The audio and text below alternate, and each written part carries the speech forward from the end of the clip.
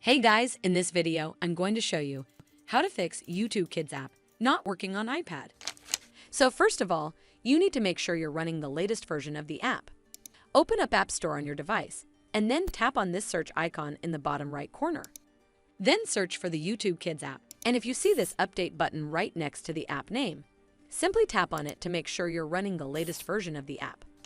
But if you still encounter this issue, then you need to clear App Cache. Go to your device settings and then scroll all the way down to General and tap on it. Then tap on iPad storage. From here, search for the YouTube Kids app and then tap on it.